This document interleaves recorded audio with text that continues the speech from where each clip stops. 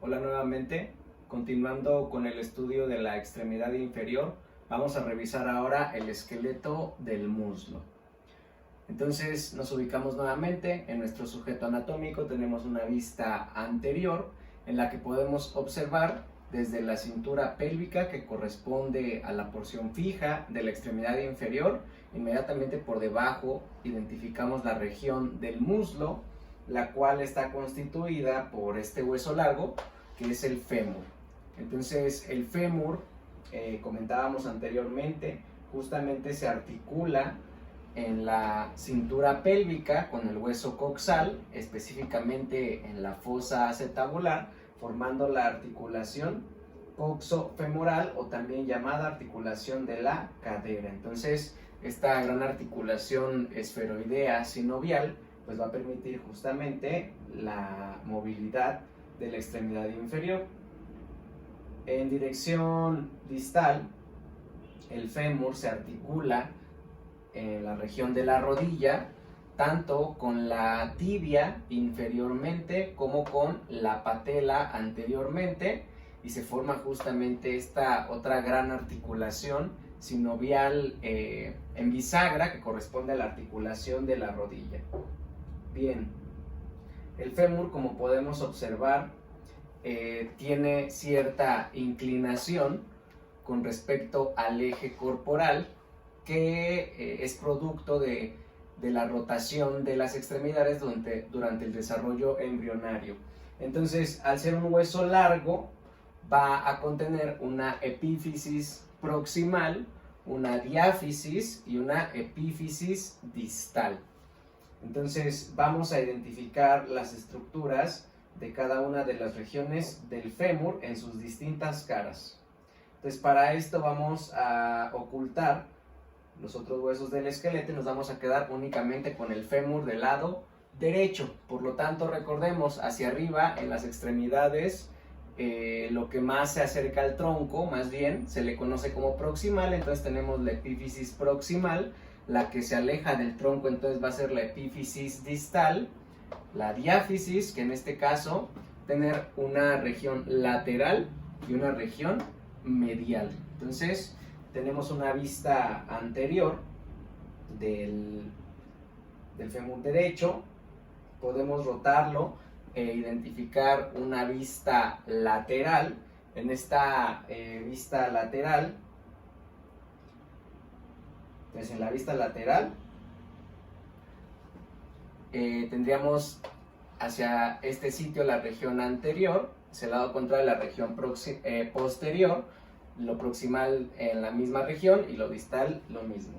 Entonces si rotamos para ver la región posterior, entonces en este caso sigue siendo proximal distal, en este caso medial, recordemos, hacia donde apunta la cabeza del fémur, y lateral hacia el extremo contrario.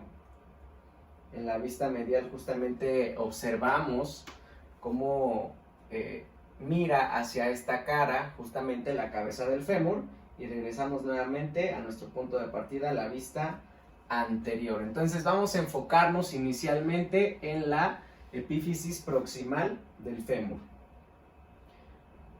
Esta epífisis proximal está conformada por varias salientes, de las cuales podemos identificar entre ellas la cabeza del fémur, ¿sí?, seguida del cuello del fémur, que la une justamente a estas otras dos grandes salientes. Lateralmente, recorriendo desde la región anterior, lateral y posterior, el trocánter mayor, y ubicado medialmente y hacia la región posterior vamos a tener al trocánter menor. Entonces estas van a ser nuestras salientes más importantes en la epífisis proximal, y vamos a mencionar algunas otras que se encuentran también en este sitio. Entonces la cabeza femoral, observamos, la cabeza del fémur está recubierta por cartílago hialino, de manera que va a formar una articulación sinovial en la fosa acetabular, formando la articulación de la cadera justamente con el hueso coxal.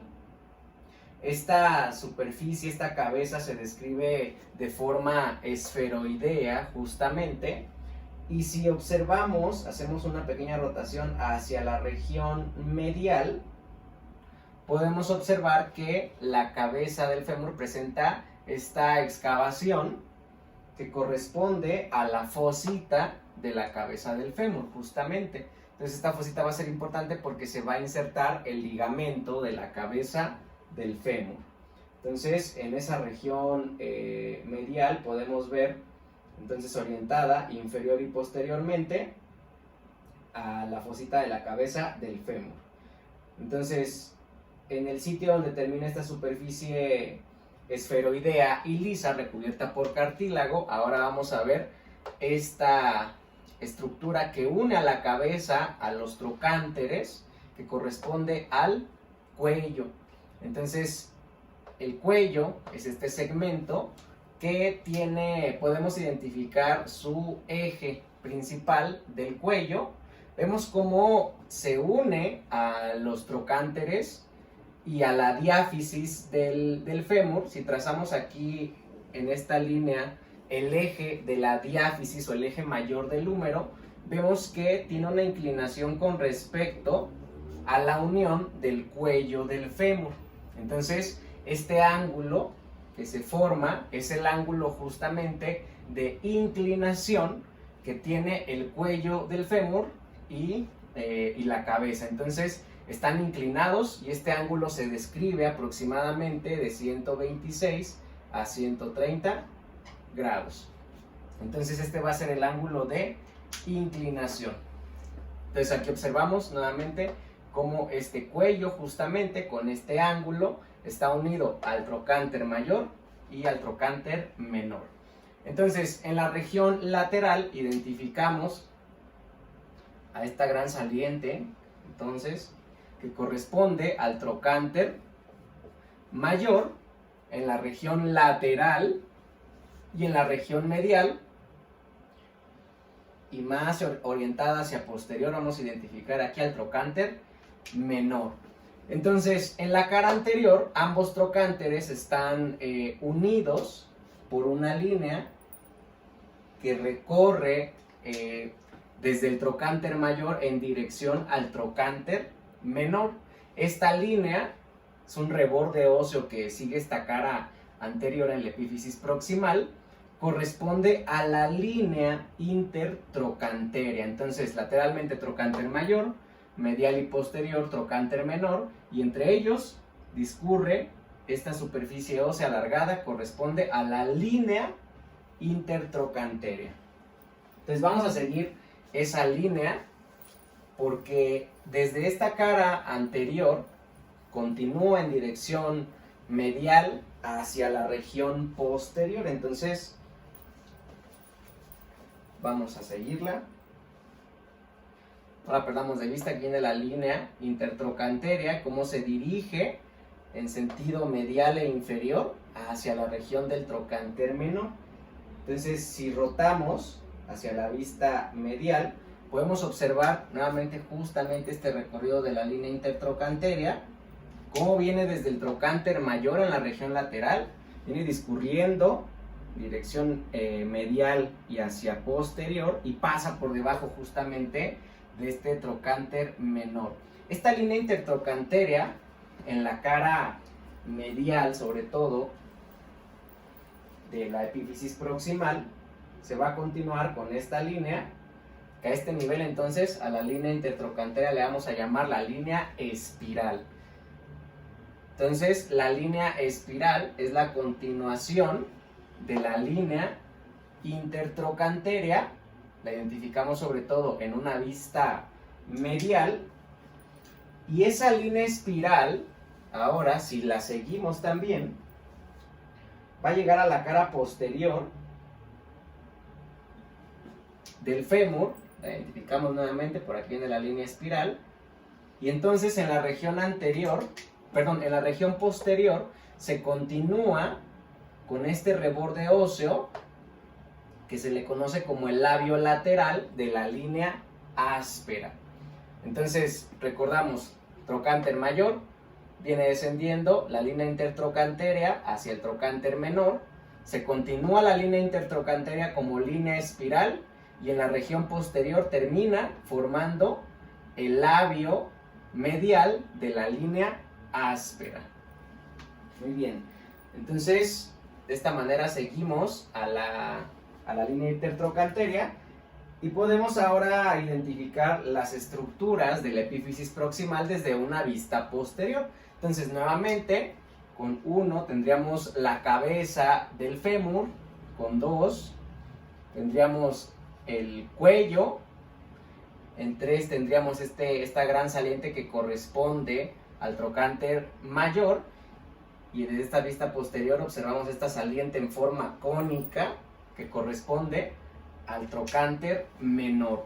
Entonces el trocánter mayor, en esta vista posterior identificamos como tiene una curvatura cóncava hacia la región medial y convexa hacia la región lateral. Entonces esta concavidad justamente hacia la región medial permite que se forme un espacio hacia la cara convexa, hacia la cara cóncava del trocánter, que se le va a conocer como la fosa trocanterea. Entonces identificamos este espacio medial justamente al trocánter mayor, es la fosa trocanterea. Y al igual o de manera similar que en la región anterior, identificamos un reborde óseo que va desde el trocánter mayor nuevamente hasta el trocánter menor. En este caso, este reborde le vamos a llamar en la región posterior la cresta intertrocanterea. Entonces, en la región anterior es la línea intertrocanterea, recordemos, se continúa con la línea espiral y a su vez con el labio medial de la línea áspera. En la región posterior tenemos un reborde que une trocánter también mayor con menor, pero en este sitio le llamamos cresta intertrocantérica. Ahora, esta cresta intertrocantérica, además vamos a identificarle una saliente en la que se va a insertar el músculo cuadrado, de manera que le vamos a conocer también como el tubérculo cuadrado en el interior, entonces, o más bien en el trayecto de esta cresta intertrocanterea. Ahora, también en relación con el trocánter mayor, podemos observar otra línea que discurre poco más hacia la región lateral y vertical,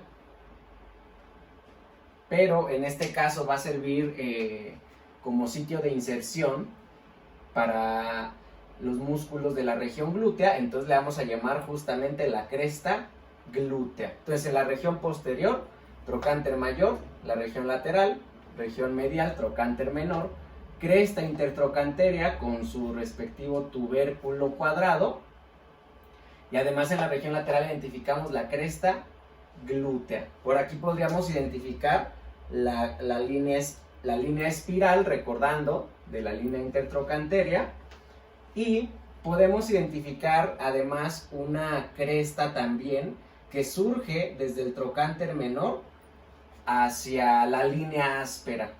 Entonces, de estas tres estructuras, recordando nuevamente, línea espiral. 2, vamos a tener una línea pectínea. Y 3, vamos a tener una cresta glútea. Entonces, estas tres salientes justamente se dirigen hacia la línea áspera.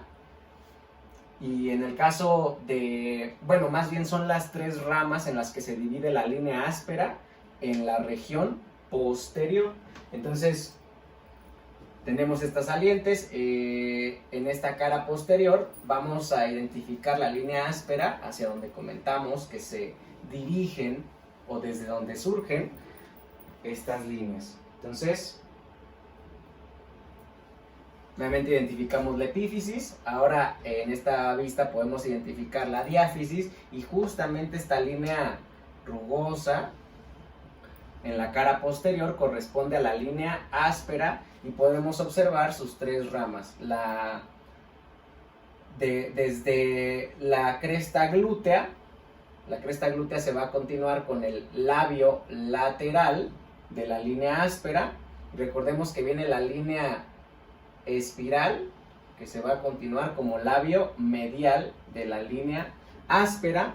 Y recordemos que puede tener esta otra división, la línea áspera más medial, que corresponde a la línea pectínea, que surge desde el trocánter menor. Entonces, de esta manera identificamos las salientes de la epífisis proximal. Ahora, si rotamos nuevamente el fémur, esta es una vista posterior, ahora lo rotamos, tendríamos aquí una vista lateral, observamos justamente cómo en la vista lateral protruye esta gran saliente que es el trocánter mayor, y vemos cómo abarca desde la región anterior, lateral y posterior. Al observar una vista superior, ahora podemos observar que la cabeza del fémur está unida al cuello, y recordemos, el cuello está unido en un ángulo, formando un ángulo, que es el ángulo de inclinación hacia el eje mayor del fémur, pero además está rotado, si lo observamos desde esta vista lateral y superior, vista superior, entonces sería medial, lateral, anterior y posterior. Entonces observamos que además el cuello está rotado ligeramente en dirección anteromedial. Entonces el fémur no es totalmente recto, sino que está flexionado, tiene un ángulo de flexión y además está rotado anteromedialmente. Entonces, flexión, ángulo de flexión, y además está rotado medialmente. De esta manera tiene dos ángulos. Este ángulo que vemos rotado hacia anteromedial es el ángulo de torsión. Entonces el ángulo de torsión es aproximadamente de 7 grados en los hombres y puede ser hasta de 12 grados en las mujeres. Entonces no olvidemos, dos ángulos tiene el fémur: un ángulo de inclinación visto en la cara desde la vista anterior y posterior, y un ángulo de torsión que lo podemos observar desde la vista superior. Muy bien, ahora identificamos, ya que tenemos la epífisis proximal, podemos identificar la diáfisis. La diáfisis o el cuerpo del fémur, la porción pues más alargada. El fémur de hecho es el hueso más largo del cuerpo y puede ocupar hasta un cuarto de la talla del sujeto anatómico.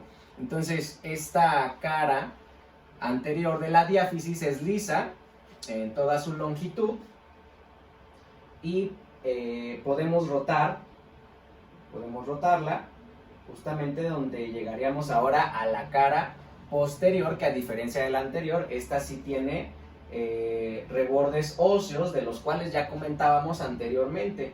En la región central, la diáfisis, vamos a tener entonces este gran reborde óseo que corresponde a la línea áspera, no lo olvidemos, que a su vez tiene dos labios, un labio medial y un labio lateral en la región proximal. Y en la región distal, esta línea áspera de hecho se vuelve a separar, pero en este caso para formarme dos crestas supracondíleas. Una medial nuevamente y una lateral. Entonces esas dos divisiones de la línea áspera las podemos seguir en dirección distal y llegaríamos justamente a la epífisis distal del fémur. Entonces nuevamente identificamos línea áspera con sus dos labios, labio medial, labio lateral. Entonces esta línea áspera vemos cómo se divide en la región distal en dos crestas. En este caso van a ser las crestas supracondíleas, nuevamente una medial y una lateral. De esta manera llegamos a la epífisis distal del fémur en esta vista posterior, y podemos identificar que la epífisis distal está conformada por dos salientes principales redondeadas que corresponden a los dos cóndilos del fémur. Entonces esta es la vista posterior.